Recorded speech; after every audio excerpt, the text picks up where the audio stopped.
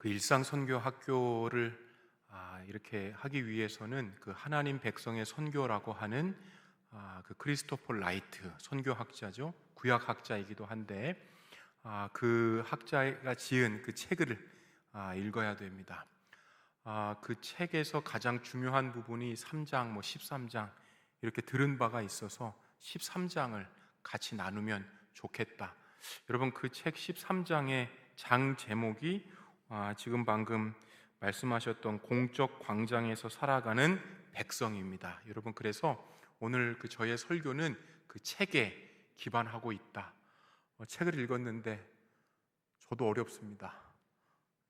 그래도 여러분 잘 이렇게 들어보시면 아하, 그 내용이구나 라고 하는 것들을 여러분들이 다 아실 거라고 생각합니다.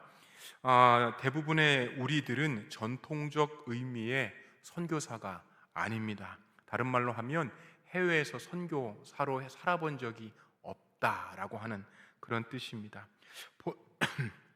보통의 기독교인들은 있는 곳에서, 지금 우리가 살아가는 이곳에서 생활을 하고, 또한 여기에서 생활비를 벌고 가족을 부양하고, 또한 세금을 내고 사회와 문화에 그렇게 기여하는 등의 일들을 하고서 살아갑니다. 이러한 일상생활들로 얻은 소득으로 해외에 계신 선교사님들에게 후원하는 것이 선교의 일반적인 모습입니다. 우리의 일들이나 생활들이 그렇다면 해외의 선교사님만 선교하는 것이고, 우리가 여기에서 살아가면서 하는 일들은 선교가 될 수는 없을까라고 하는 것이 그 13장의 물음표였습니다. 다른 의미로 우리들의 영역, 우리들의 삶도 해외에 계신 선교사님들의 선교 사역만큼이나 중요한 그런 의미를 가지고 있지는 않을까, 거기에 대한 물음이었습니다. 여러분, 램슬기가 배웠었던 서적의 저자 크리스토퍼 라이트는 대부분의 시간을 보내는 우리들의 직장에 대해서 다음과 같이 정의를 하고 있습니다. 한번 읽어보시겠습니다. 직장은 단순히 돈을 벌러 가는 곳이 아니다. 순전히 경제적인 곳으로서의 장소가 아니라 사람들이 어울려서 일들을 같이 진행하고 창조적인 활동을 공유하는 곳이다. 여러 프로젝트와 창조적 활동을 하면서 서로가 협력하는 세계, 일, 교역, 직업, 법, 산업, 농업, 공학, 교육, 의술, 대중매체, 정치와 정부, 레저, 스포츠, 오락을 말하는 것이다. 여러분, 직장이라고 하는 이러한 그 정의에 있어서 저는 가장 꼽혔던 것이 어디냐면 창조적인 활동을 공유하는 곳이다가 제 마음속에 많이 들어왔습니다. 창조를 맨 처음 하신 분께서 누구시죠? 하나님이신 거예요. 협력하는 세계가 바로 직장이다. 창조의 일을 하는 곳이 우리가 매일마다 가게 되는 그러한 직장이라고 하는 것입니다. 여러분, 이러한 직장에 대해서 구약 성경은 무엇이라고 표현하고 있을까요? 구약 성경에 직장이라고 나와 있지는 않습니다. 그렇다면 성경의 직장, 많은 사람들이 함께 모이는 장소를 무엇으로 표현하고 있을까요? 구약 성경은 성문으로 표현하고 있습니다. 성문, 도시나 마을에 있는 공적인 영역인 거예요. 사적인 영역이 아닙니다. 사람들이 이곳에서 서로 섞여가면서 일들을 감당했습니다. 직장, 성문, 사회적 참여의 그러한 장소로서 대부분이, 거의 모든 시간들을 이곳에 보냅니다. 여기에는 나뿐만 아니라 기독교인들 뿐만 아니라 믿는 자들 뿐만 아니라 믿지 않는 자들, 내가 그토록 싫어하는 저 원수와 같은 그 사람들도 함께 모이는 곳이 직장이고 공적 광장인 곳입니다. 이렇게 여러 사람들이 와서 교차하는 공간을 오늘 이 저자는 공적 광장이다라고 이야기하고 있습니다. 여러분, 그렇다면 하나님께서는 이 장소, 공적인 장소, 성문, 직장, 여러분들이 다니고 있는 학교, 이와 같은 곳에 관심을 가지실까요? 아닐까요? 많은 그리스도인들이 관심을 갖지 않으신다고 가정하면서 살아가는 것 같습니다. 선교 사역과 같은 구원 혹은 천국으로 인도하는 것에 하나님께서 관심을 더 가지신다고 생각하는 것 같아요. 여러분, 이와 같은 사고를 이분법적 사고라고 이야기합니다. 이렇게 이분법적 사고를 하게 되면 하나님께서 원하시는 것과 우리가 원하는 것, 우리가 하고 있는 것, 이 사이에 단절이 발생하게 됩니다. 이 단절로 인하여서 하나님께서 중요하지 않다고 생각하는 직장, 성문에 대부분의 시간들을 보내고 있는 우리 자신들의 모습을 보면서 내가 하나님의 일을 하고 있는 것인가? 하나님께서 저 구원, 저 선교, 저기에 보내는 것이 저 하나님의 뜻인데 왜 나는 여기에서 이루고 있는단 말인가? 여러분, 이런 생각의 괴리감들을 극복할 수가 없습니다. 그런데 성경이 묘사하고 있는 그런 하나님은 인간의 이러한 성문, 공적인 광장에 관심을 가지시고 관여하시고 끊임없는 계획들을 가지고 계시는 분이십니다. 이러한 공적 광장에 관하여서 성경은 무엇이라고 이야기하고 있습니까? 여러분, 하나님께서는 공적 광장을 창조하셨다라고 이야기하고 있습니다. 창세기 1장과 2장에서 보면 우리가 창조하신, 일하신 하나님의 모습, 우리가 공적인 광장에서 일하는 것과 같이 하나님께서도 일하시는 모습을 우리가 창세기에서 볼 수 있는 거예요. 하나님께서 일을 하실 때 생각을 하셨습니다. 하나님께서 일을 하실 때에 선택을 하셨습니다. 계획을 하셨습니다. 평가도 하셨습니다. 이렇게 하나님께서 일을 하셨어요. 하나님께서 당신의 형상을 따라서 사람을 만들기로 작정하셨는데 때문에 우리가 일을 하는 것도 본질적으로 하나님의 일들을 드러낸다라고 하는 것을 말씀하고 있습니다. 하나님께서 사람에게 땅을 다스리라고 일을 맡기셨고 땅을 돌보고 보존하는 그러한 일들을 태초부터 맡겨버리신 거예요. 그래서 우리가 이 일을 피해갈 수 없는 공적인 세상, 공적인 장소, 그러한 곳에서 살아갈 수밖에 없는 그러한 필연적인 존재, 일하는 존재로 우리가 지음을 받았습니다. 또 보시면요, 남자도 만드셨고 하나님께서 여자도 만드셨습니다. 상호 보완적인 그러한 일들을 이루어 가시는 거예요. 하나님께서 우리에게 지면 곳곳에 다양한 자원이 흩어져 있는 세상을 주셨어요. 우리나라에는 석유가 한 방울도 나지 않습니다. 저 중동 같은 나라를 보면 꼭 복받은 나라 같아 보여요. 어떤 장소들은 굉장히 비옥하고 어떤 장소들은 막대한 광물들이 있고 또 어떠한 장소들은 머리가 대단히 똑똑한 그러한 민족들도 있는 것 같아요. 따라서 사람들이 욕구를 채우며 살기 위해서는 다른 장소에 살고 있는 사람들의 도움이 또 필요하게 됩니다.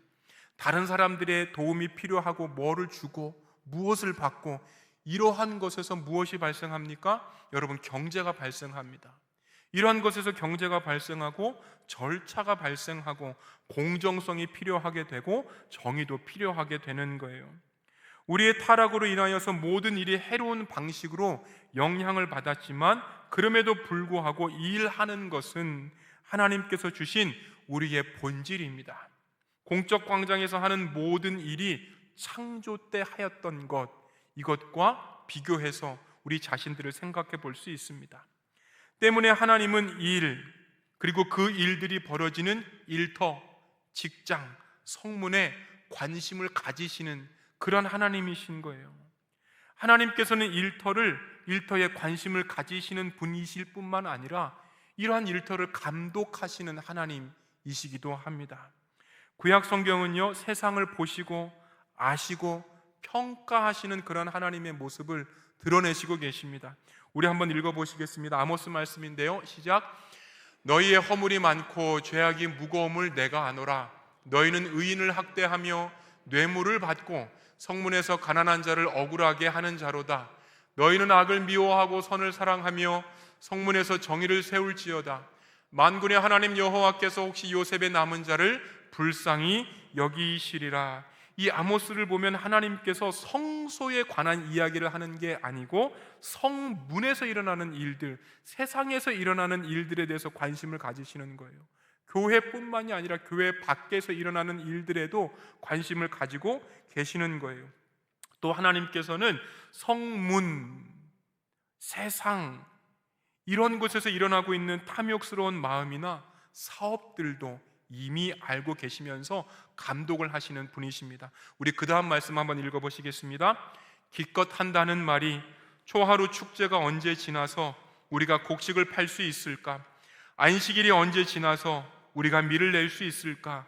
되는 줄이고 추는 느리면서 가짜 저울로 속이자. 헐값에 가난한 사람들을 사고 신 한 켤레 값으로 빈궁한 사람들을 사자. 찌꺼기 밀까지도 팔아먹자 하는구나. 주님께서 야곱의 자랑을 걸고 맹세하신다. 그들이 한 일 그 어느 것도 내가 두고 잊지 않겠다. 부패한 사업가들이 있었던 성문, 사악한 의도를 가지고 있었던 그들의 마음, 이것을 하나님께서 아셨습니다. 성전에만 계셔서 예배만 받기를 원한다고 생각하는 사람들에게 하나님께서는 일상생활 속 공적으로 일어나는 그 장소, 그곳을 지켜보신다는 이 말씀인 거예요. 하나님께서 원하시는 것, 성문에서도 진실과 투명함, 일터와 우리가 사는 그러한 삶에서도 동시에 일어나시기를 원하십니다. 하나님께서는 우리의 직장에 대해서, 우리의 생활에 대해서, 일터에 대해서 어떻게 생각하고 계십니까? 하나님은 일터를 통치하시는 하나님이십니다. 여러분, 우리가 직장을 생각할 때에, 일터를 생각할 때에 그것 자체가 법과 같이 높은 권위를 가지고 그 누구의 간섭도 받지 않는 대단히 독립적인 그러한 장소라고 생각할 때가 많이 있습니다. 우리가 통제할 수 있는 범위를 넘어선 어떠한 인격과 같은 존재, 힘, 경제를 하나님처럼 맹신하고 그들이 따라가라고 하는 그 방법, 그 방향으로 따라가고 있지는 않습니까? 그렇다면 성경은 일터들이 만들어낸 이 일터, 생산성 혹은 경제, 이 통치에 대해서 어떻게 생각하시고 계실까요? 이 일터는요, 사람들이 책임져야 할 선택들이 있다라고 말씀하고 계세요. 이 일터에서 일어나는 모든 일들이 인간의 선택, 도덕적 책임들로 결합된 그것에 영향을 받는 장소다라고 말씀하고 계시는 거예요. 그런데 성경은 그것의 끝조차도 하나님의 통치 아래에 있다, 이것도 동시에 말씀하고 계십니다. 하나님의 통치, 우리들의 선택, 이 두 가지가 강조가 됩니다. 그렇다고 해서 하나님이 통치하시니까 우리가 마음대로 살아도 되겠지, 운명론적인 그런 생각을 가지고 그냥 책임지지 않고 마음껏 살아도 되겠지, 이러한 뜻은 또 아닌 거예요. 하나님께서 우리의 운명과 최종 결과들을 주권적으로 통제하시지만 끝까지 책임과 결과도 같이 보고 계시는 하나님이십니다. 여러분, 오늘 우리가 읽었었던 본문이 요셉의 이야기입니다. 이집트라고 하는 장소에서 그가 총리였다는 사실을 보여주고 있어요. 하나님의 사람, 하나님의 백성, 야곱의 아들로만 나타나는 것이 아니고 무엇을 보여주고 있다고요? 총리라고 하는 사실을 보여주고 있습니다. 여러분들 자녀들에게 이 총리, 이 대통령 이렇게 얘기하지 않습니다. 그렇죠? 이 가정 용어가 아닌 거예요. 요셉이 가지고 있는 이 단어, 요셉을 밝혀주고 있는 이 단어는 가문에서 사용하는 용어가 아닙니다. 성경은 그가 무엇을 위해서 일을 했는지, 어디에서 일을 했는지 밝혀주고 있습니다. 그가 국가의 최고 수준에 있는 공적인 무대를 밝히기를 두려워하지 않습니다. 정치에 능했고, 법에 능했고, 경제와 외교적 문제와 관련된 사람이라는 것을 드러내주고 있는 거예요. 그리고 가뭄의 끝에 요셉을 한 번 더 등장을 시키시면서 하나님께서 요셉으로 하여금 사람들에게 최종적인 결정을 하실 수 있는 분으로 자신을 드러내고 계십니다. 우리 한 번 더 말씀을 읽어보시겠습니다. 시작. 요셉이 그들에게 이르되 두려워하지 마소서, 내가 하나님을 대신하리이까. 당신들은 나를 해하리 하였으나 하나님은 그것을 선으로 바꾸사 오늘과 같이 많은 백성의 생명을 구원하게 하시려 하셨나니. 여러분, 그렇습니다. 하나님은 그것을 선으로 바꾸사 끝에 하나님의 운명, 세상에 그렇게 돌아간다 할지라도, 많은 사람들의 영향력을 받고 책임을 받고 그러한 것들을 받는다 할지라도 끝에는 하나님의 주권이 미치게끔 하는 것이 여러분의 일터, 우리들의 직장이다라고 하는 그 말씀을 놓치지 않기를 원합니다. 여러분, 다니엘 4장을 한번 또 가보시면 이렇게 또 표현이 되어 있습니다. 한 번 더 읽어보시겠습니다.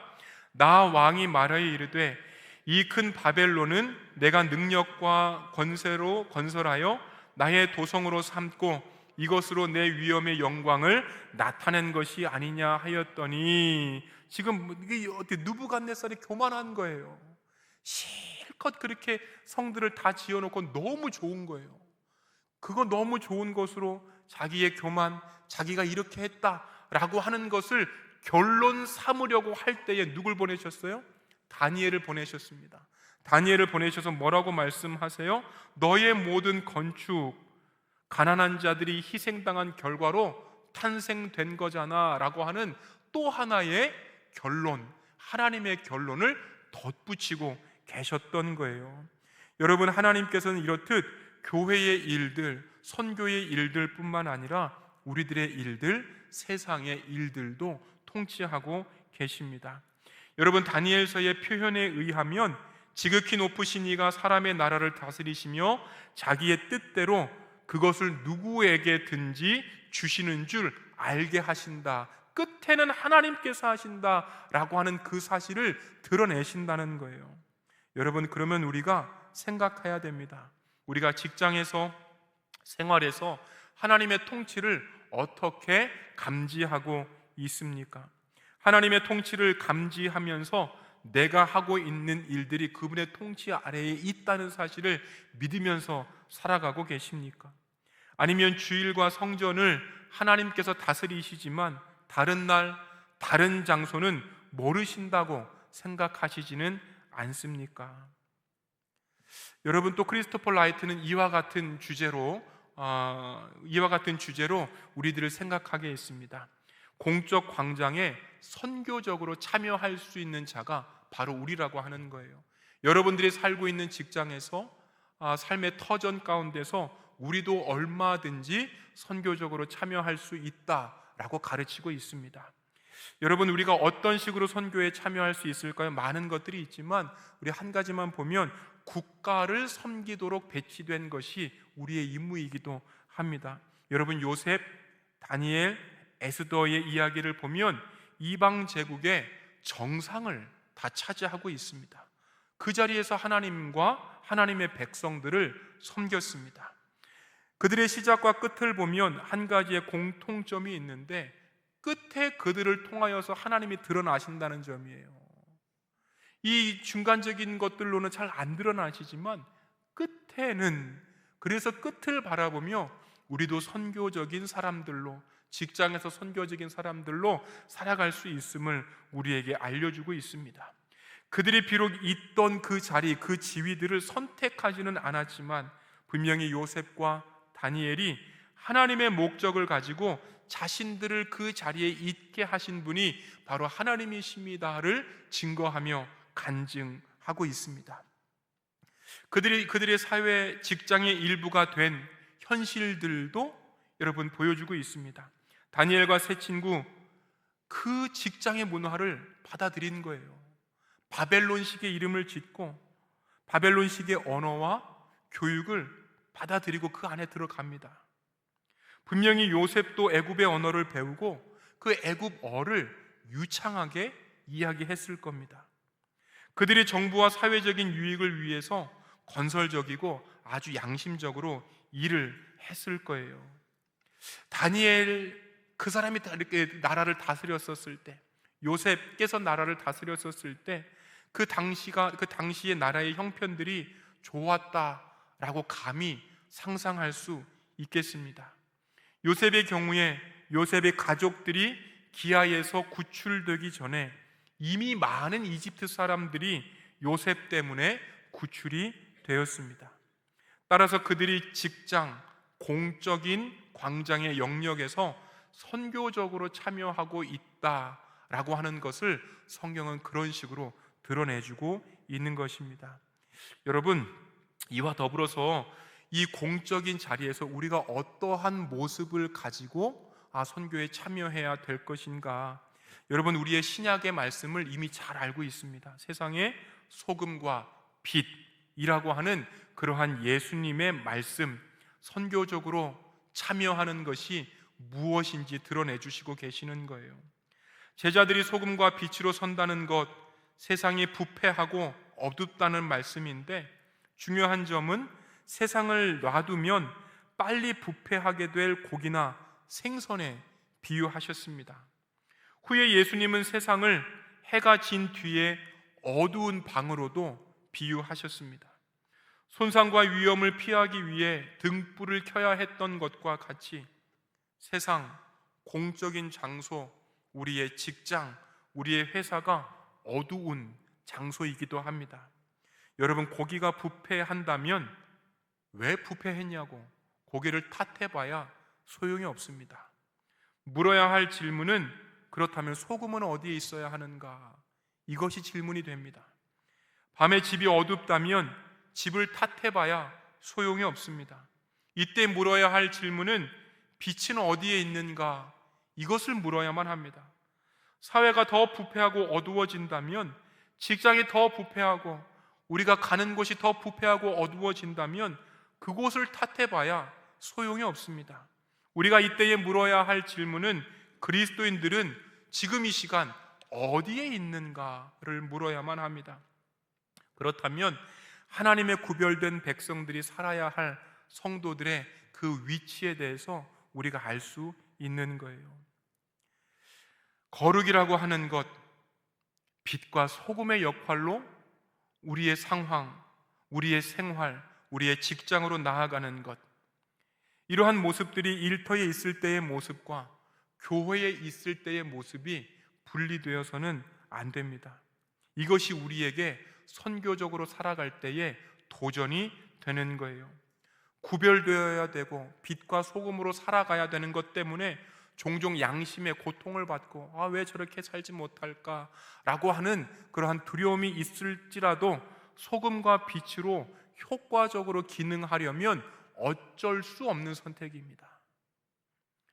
여러분, 공적인 광장에서 기독교의 신앙을, 우리의 신앙을 고백하는 일들이, 그런 반대하는 흐름들이 거세게 일어나고 있습니다. 기도를 해주거나 일터에서 하나님을 언급했다는 이유로 직장을 잃는 일들이 계속 일어나고 있습니다. 따라서 우리들이 해야 할 일들을 찾아내기가 불안하고 많은 스트레스가 있는 것들도 사실입니다.